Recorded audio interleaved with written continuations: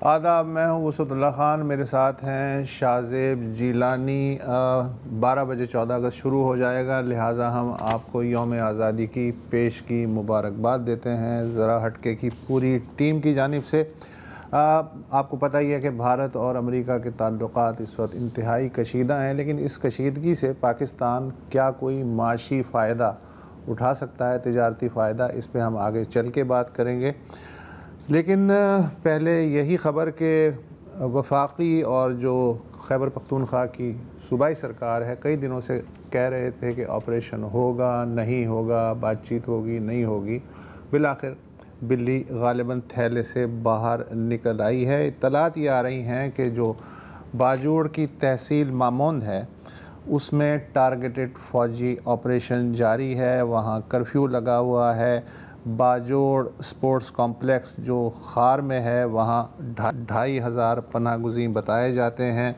मकामी ज़राए कहते हैं कि 60,000 के लगभग लोग नक़ल मकानी कर सकते हैं। सरकारी तालीमी इदारों में भी इस वक्त 9,000 से ज़ायद लोग मौजूद हैं और ये सिलसिला 29 जुलाई से जारी है। कल बाजौड़ में सिद्दीकाबाद के इलाके में एक दहशतगर्द हमले में 2 सिक्योरिटी एहलकार शहीद और 19 ज़ख्मी हो गए थे। उम्मीद ये थी कि जिरगे से मामलात का हल निकल आएगा, लेकिन जिरगा नाकाम हो गया। ना टीटीपी पीछे हटी, ना हुकूमत ने पीछे हटने का इंदिया दिया। सिक्योरिटी ज़राए के मुताबिक मामून में 200 से 300 से ज़ायद शिद्दत पसंद इस वक्त मौजूद हैं, जिनके ख़िलाफ़ टारगेटेड कार्रवाई हो रही है। चूँकि ये इलाक़ा अफ़गान सरहद से मुत्तसिल है, मकामी सिक्योरिटी ज़रा अंदाज़ा है कि दोनों जानिब से जो आने जाने वाले शिद्दत पसंद हैं उनकी तादाद लगभग 1000 हो सकती है और ये आबादी के दरमियान रहते हैं। इनमें से ज़्यादातर जो हैं मकामी ही हैं, लिहाजा ऑपरेशन जो है टेक्निकली ज़्यादा मुश्किल हो गया है। बलूचिस्तान का जो ज़िला है जोब, वो भी ज़ाहिर एक सरहदी ज़िला है। वहाँ ISPR का कहना है कि पिछले 4 दिन में सरहद पार करने वाले तकरीबन 50 दहशतगर्द उनको हलाक कर दिया गया है, जबकि ईरानी सरहद के करीब वाशुक ज़िले में एक अफसर समेत 9 फ़ौजी शहीद और 6 ज़ख्मी बताए गए हैं। कॉनवाय पे शबखून मारा गया।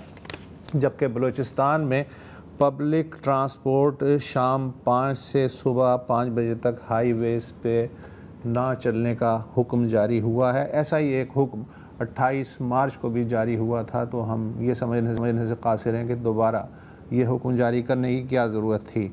नए हुक्म में ये बात लाजिम करार दी गई है कि जो निजी ट्रांसपोर्ट गाड़ियाँ हैं वो ट्रैकर लगाएं और सिक्योरिटी गार्ड्स भी साथ रखें। अब ये कैसे करेंगे ये हमें नहीं मालूम है।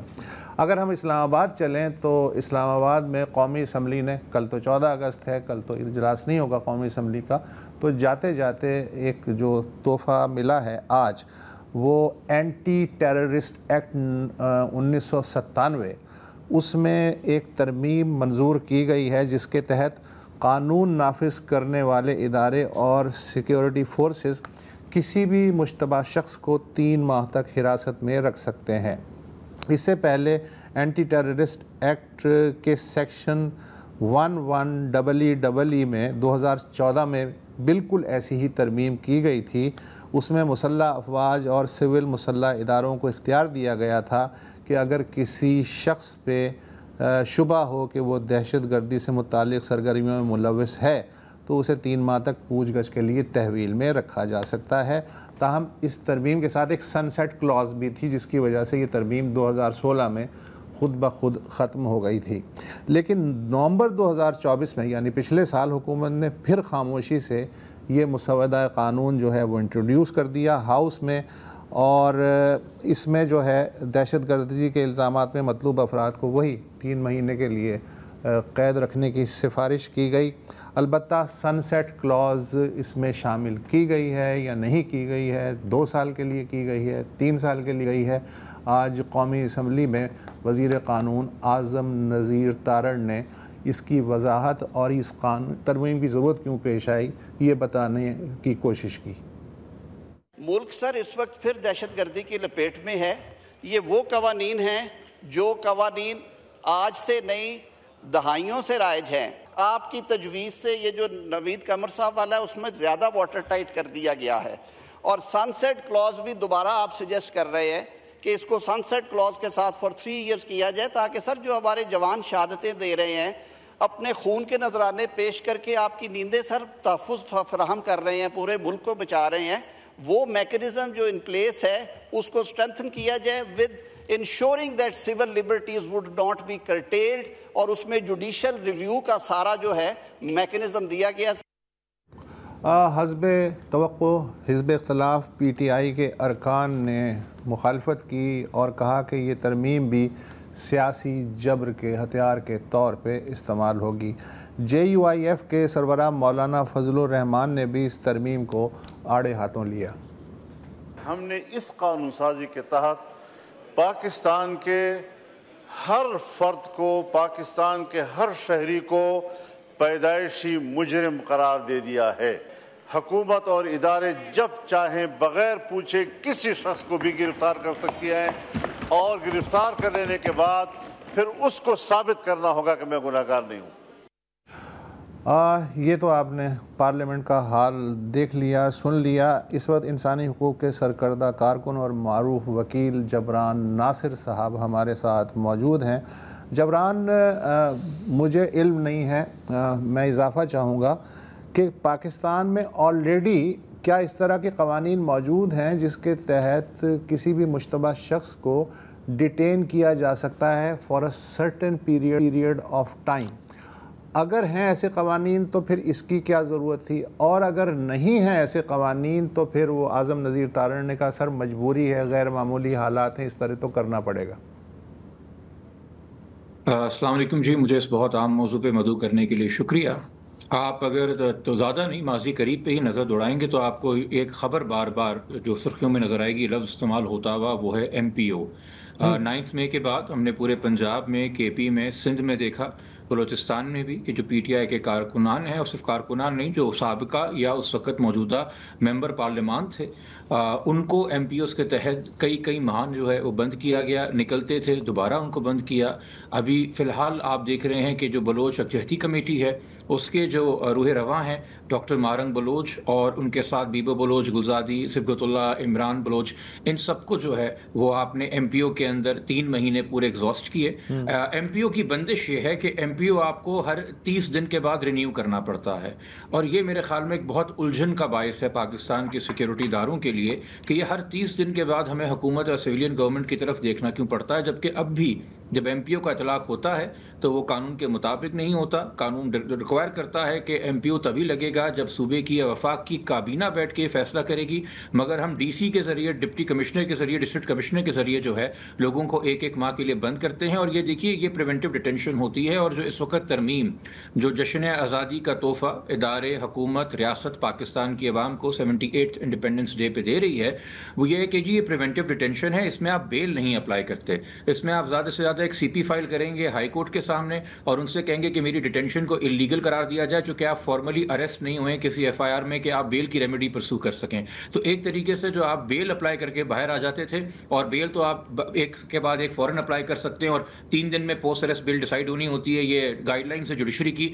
तो उसको भी आपने इग्नोर और अवॉइड करना था। और जहाँ तक हाईकोर्ट की हालत है, हाईकोर्ट की हालत ये है कि जी जब आप किसी को इस इल्ज़ाम में डिटेन करते हैं कि ये पाकिस्तान की सिक्योरिटी या डिफेंस को, जिसके मायने आज तक किस कानून में लिखे हैं मेरे इल्म में नहीं है, उसको नुकसान पहुंचा रहा है, तो जब हाईकोर्ट आपसे जवाब मंगाता है तो आप हाईकोर्ट को ये कहते नजर आ रहे हैं कि भाई अगर हमने वो आपको चीज़ें बता दी जो इन्फॉर्मेशन हमारे पास है, तो हमारी इंक्वायरी इन्वेस्टिगेशन कॉम्प्रोमाइज़ हो जाएगी। तो जो कुछ मवाद हमारे पास उस इंसान के खिलाफ है जिसको हमने डिटेन किया हुआ है, वो टॉप सीक्रेट है, हम अदालत के साथ भी शेयर नहीं कर सकते। और अदालत मुस्कुरा के कह देती है कि भाई सिक्योरिटी के मामला आप ही बेहतर जानते हैं। ये रिसेंटली हमने बलूचिस्तान हाईकोर्ट में भी होते देखा है। गुफ्तगू हमारी जारी है, एक छोटा सा ब्रेक लेंगे, उसके बाद गुफ्तगू जारी रखेंगे।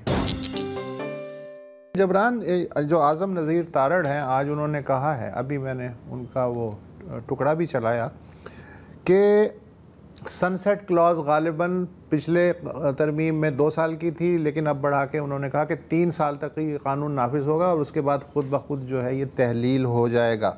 इसके अलावा उन्होंने ये भी कहा कि इस कानून को सिर्फ़ और सिर्फ जो टेररिज्म से रिलेटेड मामलात हैं उसमें भी नहायत एहतियात और ठोस सबूतों के साथ, शहादतों के साथ इस्तेमाल किया जाएगा, और जो बुनियादी हकूक़ हैं पाकिस्तानी शहरियों के वो तो मुतासिर नहीं होंगे। सर देखिए, आप जब कौमी टीम के अंदर बैट्समैन सिलेक्ट करते हैं ना, तो आप उसकी फर्स्ट क्लास में या इंटरनेशनल क्रिकेट में पिछले 10 मैचेस की परफॉर्मेंस देखेंगे, 20 मैचेस की परफॉर्मेंस देखेंगे, पिच कंडीशंस देखेंगे। तो मुझे बताइए, अगर मैं पिछले 10 माह की इस हुकूमत की परफॉर्मेंस निकालूं कि इनका किरदार क्या रहा है और उन्होंने कितना सफिशेंट एविडेंस इकट्ठा करके, कितनी क्रेडिबल इंफॉर्मेशन इकट्ठा करके, कितने मजबूत केस बना के ही सिर्फ एंटी टेररिज्म लॉज का इस्तेमाल किया है, या जैसे एंटी टेररिज्म लॉज पाकिस्तान में होते नजर आए हैं। 2016 में हम कराची में इस वक्त बैठे हैं, मेयर कराची ने एंटी टेररिज्म के इल्जाम में जेल से इलेक्शन लड़ा था। 2020 में आपको याद है, नवाज शरीफ साहब की वापसी के ऊपर शहबाज शरीफ साहब और शाहिद हकान अब्बासी पे एंटी टेररिज्म के पर्चे कट गए थे। मरीम नवाज शरीफ की नैब के सामने कोई पेशी थी तो उनका भी नाम एक FIR में 2020 में आ गया था। इमरान खान साहब पे खुद कितने और 100 से जायद PTI के कारकुनान के ऊपर एंटी टेररिज्म के पर्चे, क्या उनके मिलिट्री कोर्ट्स ट्रायल हो रहे हैं। आपने इस वक्त भी मारंग बलोच को 7 से जायद FIR दर्ज की हुई है बलोचिस्तान में, जिन पे एंटी टेररिज्म क्लॉज लगे हुए हैं। तो जहां आपको नजर आ रहा है कि निहत्ते लोग वो जो सिर्फ बात करके, एहतजाज करके अपना इजहार करना चाहते हैं, अपने खदशात रियासत के सामने रखना चाहते हैं, या रियासत की किसी पॉलिसी को तनकीद का निशाना बनाना चाहते हैं, उनको हम वबाले जान समझते हैं, वबाले पाकिस्तान समझते हैं, और उन्हीं को हम इन चीज़ों का निशाना बनाते हैं। तो मेरे ख्याल में मसला शायद ये है कि दहशतगर्दी जो एक SHO की मार थी, शायद वजारत दाखिला का खून जो है वो SHO उठा नहीं रहा है, तो इसलिए आप कभी 26 तरमीम के तहत पूरी जुडिशरी को कॉम्प्रोमाइज़ कर देते हैं, और फिर इस तरह की तरमीम ला के आप कहते हैं कि जी जुडिशल ओवरसाइट भी रहेगी और इस तरह से हम मुल्क को संभालेंगे। और आपको ये भी आपके इल्म में है और आपकी ऑडियंस के इल्म में होना चाहिए कि इस कानून की एक बहुत बदतर शक्ल बलोचिस्तान में कुछ माह पहले नाफिज की गई है, जिसका सनसेट क्लॉज 6 साल का है, और ये कहा गया है कि 6 साल के बाद भी मजीद 2 साल के लिए बलोचिस्तान की हुकूमत उसे एक्सटेंड कर सकती है, और उसके अंदर जो आपने कंडीशंस रखी वो इससे भी बहुत ज़्यादा रिलैक्स्ड हैं। तो पाकिस्तान के तमाम सूबों को और हर बड़े शहर के लोगों को यह एहसास होना चाहिए कि जब ज़लज़ला बलोचिस्तान में आएगा तो झटके इवेंचुअली आप तक भी पहुँचेंगे और आपको महसूस होंगे। अच्छा जिब्रान साहब, आपने काफ़ी तफसील से ये एक्सप्लेन किया कि कॉन्टेक्स्ट क्या है और ये इस तरह के कवानीन किस तरह से अब्यूज़ होते हैं।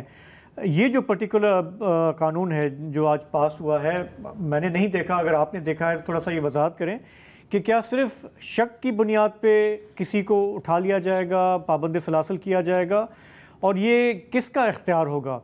क्योंकि हमने सुना जो पार्लियामेंट में तकरीरें हो रही थी, उन्होंने कहा कि नहीं जी इसमें सेट ऑफ कंडीशंस हैं, बहुत ही टाइट क्राइटेरिया है और ठोस शवाहिद होंगे तो तब हम किसी को पकड़ेंगे। ज़रा ये थोड़ा सा एक्सप्लेन करेंगे कि ये कैसे पैन आउट होगा ये? देखिए, मेरे ख्याल में अगर हम क्लॉज की हेडिंग पढ़ लें तो हमें आंसर खुद मिल जाएगा। 11EE जो ये क्लॉज आ रहा है अमेंड होकर दोबारा से, इसकी हेडिंग है प्रिवेंटिव डिटेंशन, यानी कि आपको कोई ऑफेंस या इकदाम करने से रोकने से पहले, रोकने के लिए, प्रिवेंट करने के लिए आपको डिटेन कर लिया जाए। अगर आपने वो इकदाम कर लिया है, अगर आपने कोई जुर्म कर लिया है तो आप पे तो FIR कट जाएगी। तो फिर आप मुझे बताइए कि आप इस खदशे के साथ, अब खदशा है कि शाजिब जलानी साहब कल सिंध असेंबली के सामने एक बम फाड़ने जा रहे हैं, आप खदशे को साबित कैसे किया जाएगा? वो कहेंगे कि जी हमारे पास वो इन्फॉर्मेशन है, सफिशिएंट ग्राउंड्स हैं। जब तक वो ग्राउंड्स प्रूव होंगे और हाईकोर्ट के सामने आएंगे, 5-6 हफ्ते शाजिब जलानी साहब जो है अल्लाह खुदा ना खास्ता जेल के अंदर प्रिवेंटिव डिटेंशन में गुजार चुके होंगे। तो आप इस वक्त इस चीज को मान के चल रहे हैं कि हम FIRs की बात नहीं कर रहे, हम ऑफेंस की बात नहीं कर रहे, हम ऑफेंस होने से पहले अगर कोई इंसान कंसर्न है किसी ऑफेंस के साथ, यानी कि खदशा है कि वो एंटी टेररिज्म के किसी ऑफेंस को कमिट कर सकता है जिससे सिक्योरिटी या डिफेंस ऑफ पाकिस्तान मुतासिर हो, या किसी ऐसे ऑफेंस को कमिट कर सकता है जिससे पब्लिक ऑर्डर मुतासिर हो, जिसकी मिसाल उन्होंने दी है कि जी भत्ता है या रैंसम है या इस तरह की चीजों के अंदर वो इन्वॉल्व हो, या और सफिशिएंट ग्राउंड्स, जो बहुत ही वेग टर्म है, जो कि नवीद कमर साहब की अमेंडमेंट के बाद डाला गया, और मुझे नहीं पता उससे कानून बेहतर हो गया या बदतर हो गया, कि सफिशिएंट के मायने क्या होंगे और ये ग्राउंड्स कौन से हैं। तो आप अगर प्रिवेंटिव डिटेंशन के लिए इस लॉ को इस्तेमाल कर रहे हैं तो वही बात है कि MPO आपके पास ऑलरेडी था ये काम करने के लिए, जिसको आप ऑलरेडी अब्यूज कर रहे थे, मगर चूंकि वहां पे हर 30 दिन के बाद एक लैप्स आता है, आपको रिन्यूअल की जरूरत पड़ती है, आपने सीधा 90 दिन जो है वो एक्सटेंड करके लोगों को प्रिवेंटिव डिटेंशन में डालना है। और इस वक्त हमें ये सोचने की जरूरत पड़ेगी कि क्या क्या कवानीन पाकिस्तान में आ गए हैं हमारी हरकत को कंट्रोल करने के लिए। अगर हम जरूरत से ज्यादा बोलते हैं तो पैका ऑलरेडी मौजूद है। अगर हम सड़कों पे आने की कोशिश करते हैं कि जी प्रेस क्लब के सामने एहतजाज हो रहा है तो एमपीओ ऑलरेडी मौजूद है पब्लिक ऑर्डर के नाम पे। और अगर हम उस एहतजाज को एक इफेक्टिव शक्ल देने के लिए अब रेड जोन का मुंह करेंगे, गवर्नर हाउस का या सिंध असेंबली का या चीफ मिनिस्टर हाउस का, तो हमें इस कानून के तहत प्रिवेंट करके डाल दिया जाएगा। यानी कि जो भी इकदाम पॉलिसीज इस हुकूमत को ये लेके चल रही है उसका अवाम की तरफ से कोई भी रद्द अमल आने से पहले वो लोग जो अवाम को रद्द अमल पे मजबूर करते हैं, जो थॉट मेकर्स हैं, ओपिनियन मेकर्स हैं, जो पॉलिटिकल लीडर्स हैं, सोशल एक्टिविस्ट हैं, जो अपनी जिम्मेदारी समझते हैं कि हमने जाके मुजाहरे करने हैं, हमने अवाम के अंदर इंफॉर्मेशन अवेयरनेस पैदा करनी है, उनको आप कंट्रोल करें। बाकी अवाम आप कोशिश तरह खुद ही कंट्रोल कर लेंगे, आम लोगों को तो वैसे ही। और इसके पूरे पस मंजर में आप ये भी देखिए कि पाकिस्तान के अंदर इन्फोर्स डिसअपीयरेंस का सिलसिला थमा नहीं है, बड़ा है। आप वो भी इकदाम ऑलरेडी कर रहे हैं जो किसी भी किस्म की जुडिशियल ओवरसाइट से और किसी भी कानून से मावरा है, मगर वो टूल्स भी आपके लिए काफी नहीं है कि आपको मजीद लेजिस्लेशन की जरूरत पड़ रही है पाकिस्तान की आवाम और उनके जज्बात को कंट्रोल करने के लिए। और आप इसलिए ये लेजिस्लेशन धड़ल्ले से पास कर रहे हैं क्योंकि जब आप आवाम के वोट से नहीं आए हैं तो आपको आवाम की राय क्यों मैटर करती नजर आएगी। आप जिनकी सपोर्ट से आए हैं आपने तो उनके सामने जी हजूरी करनी है। ठीक है, जिब्रान नासिर साहब बहुत बहुत शुक्रिया। तो फिर हम पूछते हैं हिज़्ब इख्तिलाफ कहाँ है, मीडिया कहाँ है, अदलिया कहाँ है, रेजिस्टेंस कहाँ है। जिस तरह से कानून साजी हो रही है पार्लियामेंट से हो रही है ना, हाँ, जमहूरी अंदाज से हो रही है, तो फिर कोई कैसे आवाज़ उठाएगा। तो इसको आप चैलेंज ठीक नहीं है, कर सकते, बिल्कुल सब कुछ जमहूरी सही हो रहा है जो हो रहा है। चलें एक ब्रेक लेंगे, वापस आएंगे तो ज़रा बात करेंगे हमारी मईशत की सूरत हाल की। एक खुशखबरी है लेकिन कुछ कंसर्न भी है। Welcome back. हमारे पास रोज़ हम सुनते हैं कि लोग परेशान हैं, माशी मैदान में महंगाई का भी रोना है, बेरोज़गारी का भी है। लेकिन आज एक अच्छी खबर आई, ग्लोबल रेटिंग्स एजेंसी मूडीज़ ने कहा है कि पाकिस्तान की जो क्रेडिट रेटिंग है उसे हम बेहतर कर रहे हैं, एक नॉच CAA1 से CAA2 कर रहे हैं। इसका मतलब है कि पाकिस्तान का जो खारजी मालियाती पोजीशन है वो ना सिर्फ मुस्बत है बल्कि मुस्तहकम भी हो गई है। तो ज़ाहिर है कि जब ये इदारे इस तरह की रेटिंग करते हैं तो उसका एक मजमूई तौर पे नफसियाती एक अच्छा असर पड़ता है। साथ ही हमने देखा कि अमेरिका के साथ जो हमारे ताल्लुकात हैं उसमें भारत पे सदर ट्रंप ने 50% टैरिफ लगा दिया, हम पे कम करके 19% रखा, जिसके बाद हमारे यहाँ वजारत कॉमर्स में, हमारे यहाँ एक्सपोर्टर्स बिज़नेस कम्युनिटी में एक ये सेंटिमेंट है कि यार मौका बहुत अच्छा है, अब हम अपनी एक्सपोर्ट्स बढ़ा देते हैं, छा जाएंगे, हम भारत को पीछे छोड़ देंगे। लेकिन हकीकत क्या है? हकीकत ये है कि भारत का जो एक्सपोर्ट होती है अमेरिका को और जो हमारी होती है उसका मुकाबला नहीं है। 86 अरब डॉलर जी एक्सपोर्ट भारत की अमेरिका को होती है लगभग, और हमारी जो एक्सपोर्ट है 6 बिलियन डॉलर की टोटल तिजारत में 4.4 अरब डॉलर। ठीक है, तो वॉल्यूम जो है वो तो बिल्कुल अलग अलग है और कॉन्टेक्स्ट भी थोड़ा अलग है। जैसे हमारी जो एक्सपोर्ट्स हैं उसमें ज़्यादातर हमारा इन्हिसार टेक्सटाइल पे है, उसके बाद बासमती, ठीक है ना, थोड़ा बहुत सर्जिकल।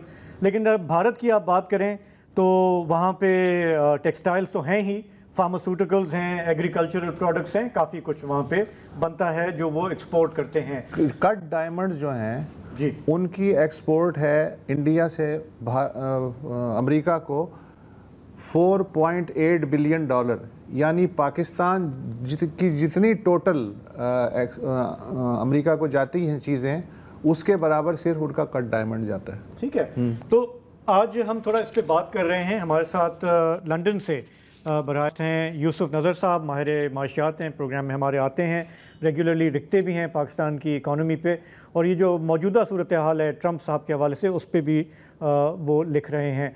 यूसुफ साहब ये बताइए कि हमारे यहाँ मैंने देखा कि ये मिनिस्ट्री ऑफ कॉमर्स में बड़ा एक इजलास हुआ, हमारे यहाँ जो टॉप बिज़नेस लोग हैं वो वहाँ मौजूद थे और हमने कहा कि जी के बस अब हम जो है भारत को पीछे छोड़ देंगे। तो अब रेटरिक की हद तक तो ये ठीक है, लेकिन अगर हम चलें कंपैरिजन कर भी लें हमारे एक्सपोर्टर का और भारत के एक्सपोर्टर का, तो आप क्या कहेंगे हमारे एक्सपोर्टर को क्या क्या और करने की ज़रूरत है कि हम प्रमोट कर सकें अपनी मसनूआत को? जी बहुत बहुत शुक्रिया। पहले तो मैं ये अर्ज़ करूँगा कि let's get some facts right. जो यूएस की जो मार्केट है उसमें जो टेक्सटाइल है वो हमारे लिए सबसे ज़्यादा अट्रैक्टिव है। यूएस की पूरी टेक्सटाइल मार्केट जो है एक्सपोर्टर्स के लिए, जो बैरून मुल्क हैं, उनके लिए तकरीबन $107 बिलियन है। तो हमने पिछले साल तकरीबन कोई $5 बिलियन एक्सपोर्ट किया था, तो हमारा जो वहां का मार्केट शेयर है वो 5% से भी कम है। इंडिया की टेक्सटाइल एक्सपोर्ट जो है तकरीबन $36 बिलियन है, हमारी लास्ट ईयर तकरीबन $18 बिलियन थी। तो टेक्सटाइल के लिहाज से यकीनन पाकिस्तान को में थोड़ा ज्यादा सिग्निफिकेंट प्लेयर है as compared to the total exports. Total exports के बारे में आप सही कह रहे हैं, लेकिन अगर आप यूएस की टेक्सटाइल मार्केट को देख लें तो हमारा मुकाबला सिर्फ इंडिया से नहीं है। वहां की मार्केट में China, Vietnam, Bangladesh, India, Mexico भी शामिल हैं, तो और इंडोनेशिया भी है। तो जहां तक ताल्लुक है, इस लिहाज से हमें थोड़ा सा जरा एडवांटेज हो रहा है कि चाइना को इस वक्त जो टैरिफ रेट का सामना करना पड़ रहा है वो इंटरम जो है वो अबाउट 30% है, इंडिया को 50% है, मेक्सिको भी ज्यादा, मेरे ख्याल से कोई 30% है।